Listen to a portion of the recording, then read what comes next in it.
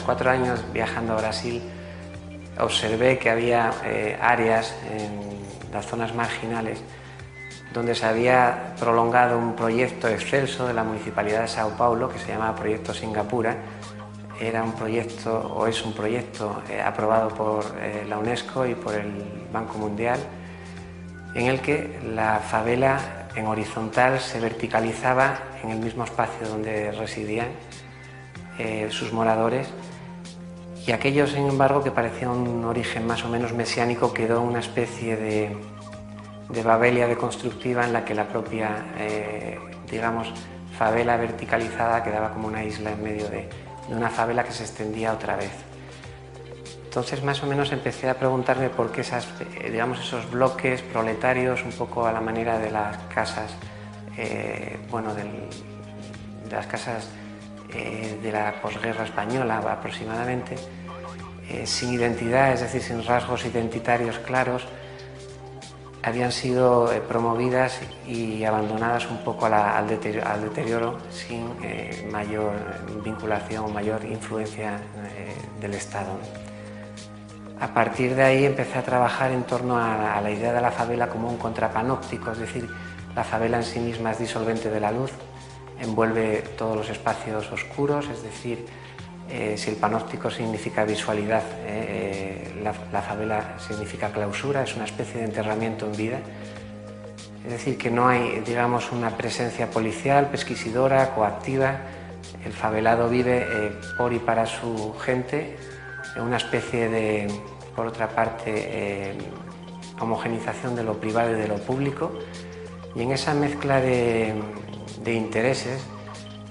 yo entonces jugaba o estaba trabajando sobre el panóptico. Pensé que debía de empezar a trabajar en esta obra. A partir de ahí empecé a pensar en soluciones habitacionales o habitativas en torno a este proyecto que tuviera realmente afinidades con los rasgos actitudinales o con los rasgos más o menos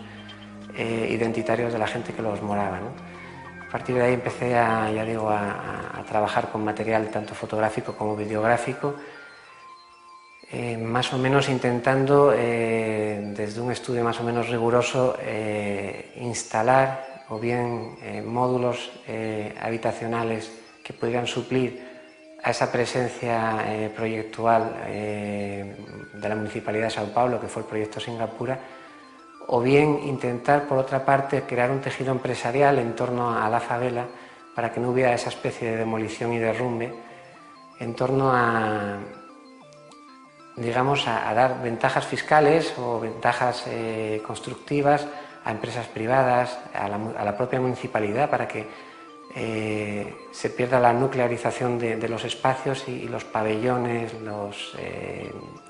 hospitales,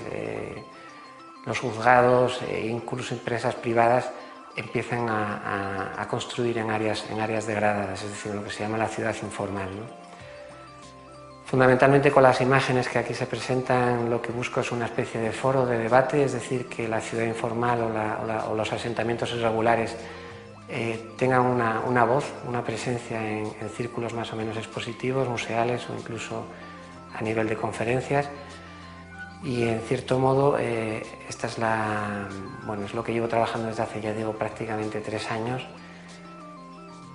y que hasta ahora ha habido bastante recogida de información y ha habido también bastante aceptación a nivel de instituciones, y se está llevando el proyecto un poco a la empiria, es decir, se están llevando ya un proyecto a la propia realidad empírica, llevando a las 3 dimensiones y haciendo módulos habitacionales que sustituyan realmente a la propia chabola, que no deja de ser una especie de abrigo, una especie de cabaña dánica que sencillamente está construida desde una especie de suprafusión de la retajadura y del retal en torno a materiales heteróclitos, escogidos o recogidos del excedente o de la guarnición de la ciudad integrada, de la ciudad planeada. Hay que entender que la propia favela en sí misma es una no arquitectura, porque está hecha por no arquitectos, es decir, los arquitectos o los constructores de sus viviendas son los propios moradores, y en torno a esta no arquitectura es cierto que hay un interés bastante grande en torno a urbanistas y arquitectos, por supuesto, fundamentalmente de Brasil, porque hay núcleos de información, tanto de domesticidad como de hábitos culturales y hábitos nucleares o familiares, que tienen bastante mayor rigor y interés que puedan tener la propia ciudad planeada, ¿no? Y bueno, esta es una lucha que en cierto modo es una especie de trabajo en work in progress y que